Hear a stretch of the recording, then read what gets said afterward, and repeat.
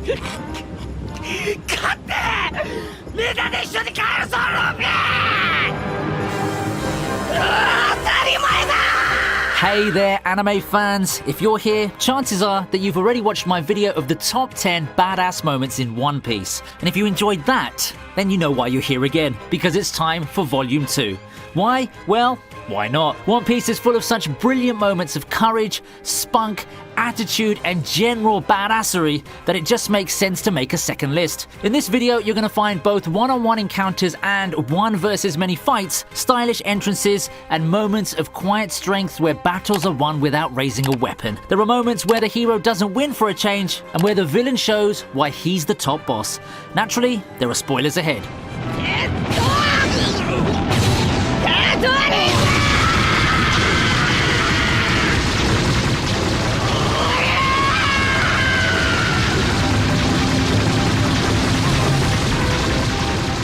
At number 10, it's Luffy finishing off Rob Lucci after a hard-fought battle that almost didn't go the Straw Hat Captain's way. The final showdown between the pirate and the CP9 agent takes place at the end of the Enies Lobby arc, which stands out as an emotional arc that served to cement the deep bond between the Straw Hats. Lucci has the upper hand against Luffy for most of the battle. At one moment, it seems Luffy's out for the count and Robin's chance at happiness is all but dashed. But Usopp's strong words of encouragement push Luffy to tap into hidden reserves of resistance and stand up to his enemy one last time. It's just enough to get the job done, and it reminds us yet again of Luffy's tenacity and his aversion to giving up against a stronger opponent.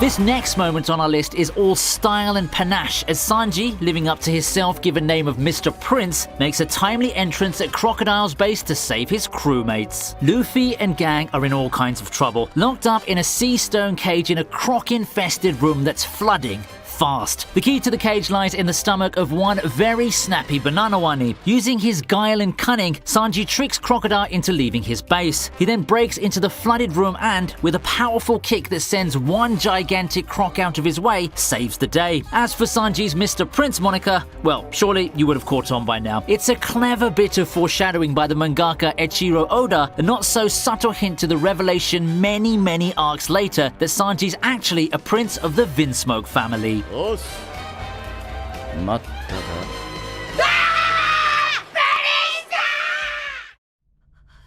Up next is Luffy challenging Big Mom a second time. つまらねえ話だな、ビッグマム。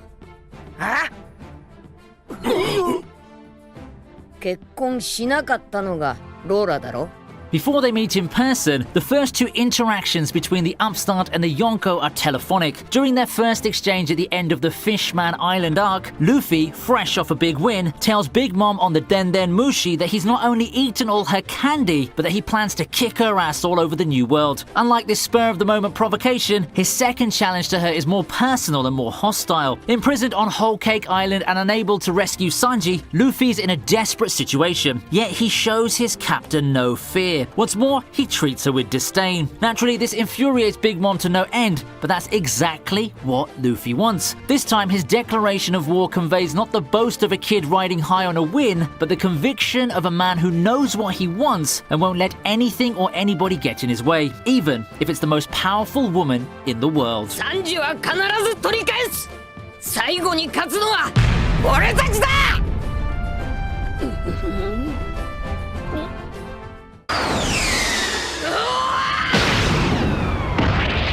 Coming in at number 7 is Luffy's one-punch takedown of Bellamy. In search of the Sky Island of Skypiea, the Straw Hats arrive in Jaya. There they run into Bellamy the Hyena, a rabble-rousing rookie. Before his character development in the Dressrosa arc, Bellamy's a rather unlikable character. He bullies the weak, he's arrogant, and he's full of himself too. He runs with a nasty crew, he taunts and humiliates Luffy and Zoro for no good reason, but what really puts him at odds with Luffy is that he doesn't believe in dreams and mocks those who do. To him, anybody who believes that Skypiea and its city of gold exists is a fool. all. Unfortunately though for Bellamy, he also seriously underestimates Luffy, taking him for a weakling and his unwillingness to fight as a sign of cowardice, which earns him a punishing punch to the face from Luffy. It's always satisfying to see a bully get what he deserves, isn't it? 存分に暴れさせてもらおうか。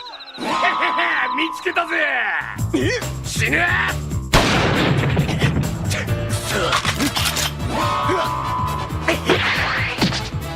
The shonen fandom loves a superhero who can single-handedly fight an entire army. Zoro happens to be one such hero. When he's not lost and wondering about, the swordsman of the Straw Hat Pirates can be an extremely capable first mate to his captain and crew. We saw his incredible loyalty and sacrificing heart in the incident with Bartholomew Kuma, which made our first list of badass moments. But even before that, Zoro showed us this side of his character in Whiskey Peak when he single-handedly defeated 100 bounty hunters, including a few of Crocodile's top officers, and saved his sleeping crewmates from their evil designs. His sword skills are enough to confuse his opponents into thinking he's the real captain of the crew. Now that he treats the fight not as a life and death situation but as an opportunity to test out his newly acquired swords makes him such a badass in our books. 喧嘩はシャレじゃねえんだぜ。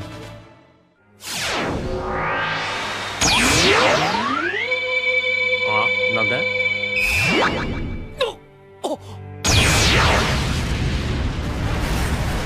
We're at the halfway mark now, and we have Kizaru making short work of the Supernovas.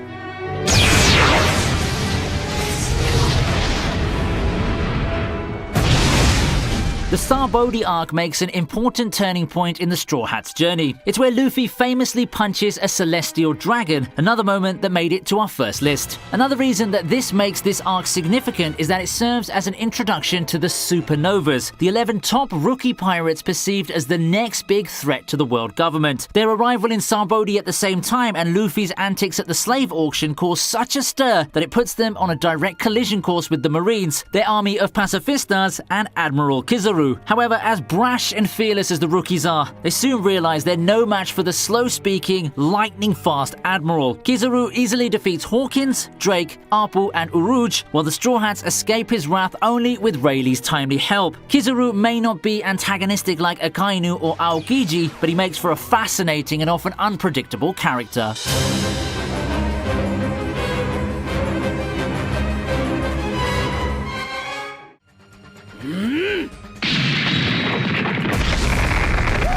Next up is Sabo revealing his special technique, Dragon's Breath. 竜双剣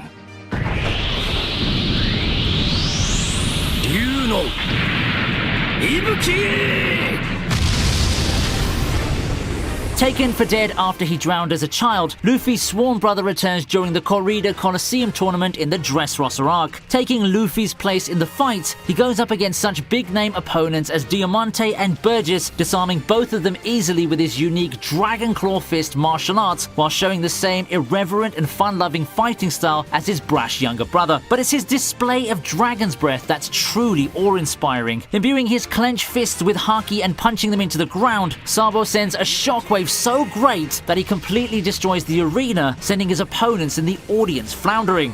It is indeed a worthy exhibition of power for the second in command of the Revolutionary Army and the man chosen to inherit Fire Fist Ace's Devil Fruit powers. 貴様は一体何を用ができた優勝する未来の海賊王のクルーになろうちゅう男が At number 3, Jinbei returns Big Mom's Sake Cup. This is a quiet moment of courage that's as powerful as the flashiest showdown. With her unpredictable temperament and uncontrollable hunger pangs, Big Mom's one of the most terrifying forces in One Piece. Imagine standing up to her at a time when her best laid plans are falling apart and she's ready to lose it. Jinbei not only dares to do just that, but gets away with it too. As Luffy and gang gatecrash the grand wedding on Whole Cake Island, Jinbei once again states his intention to leave Big Mom's crew and join the Straw Hats. The furious Yonko intends to make him pay with his life, but shockingly fails to do so because the fishman shows absolutely no fear of her and her powers. Now this is an incredibly powerful scene, made all the better with the drama and the dialogue. It just goes to show that there are few characters as loyal and strong as the gentle Jinbei. これにてビッグマム海賊団を辞めさせてもらう。どうもお世話になりやした。雷鳴発見。 In the runner-up spot, we have Kaido one-shotting Luffy in their very first encounter in the Wano arc.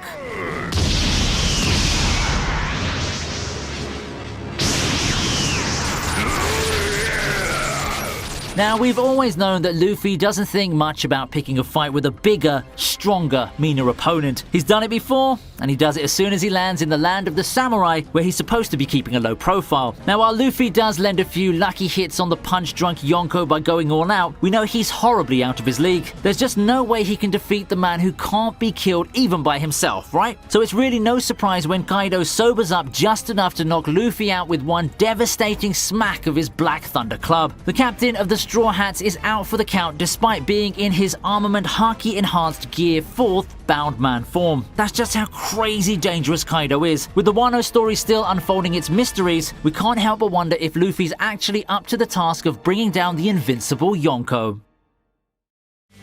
いや、セカンド。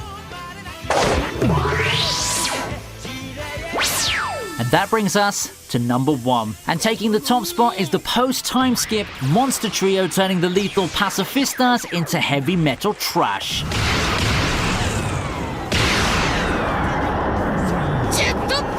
Since their forced separation at the hands of Bartholomew Kuma 2 years ago, the Straw Hats have been on their own, training and powering up so they can reunite one day and resume their journey. A quiet reunion's out of the question, at least for Luffy, Zoro and Sanji. When the monster trio meet again, it's naturally with the Marines and the Pacifistas hot on their heels. The weaponized cyborgs had given the Straw Hats endless trouble 2 years ago, but this time, they're more prepared for them. This scene may not have the gravitas of a serious battle. It is in fact comical in tone, with Luffy lugging around a giant backpack filled with food, yet the display of their newfound strength and growth in abilities still makes for a very special moment. It's the monster trio we've loved and missed. After all, only stronger and better than before. And that's it, folks. Given how full of meaningful and impactful moments this series is, we might be able to make a Volume 3 or even a Volume 4. Wouldn't that be great? So if you enjoyed this video, give it a like and let me know. Well, for the time being, I hope you enjoyed Volume 2. Tell me if some of your favourite moments made it to the list. You can also drop me a line about any moment you think should have been on this list. I'd love to hear from you. You can subscribe to ViniiTube for more top 10s and anime content, and I'll see you in the next video.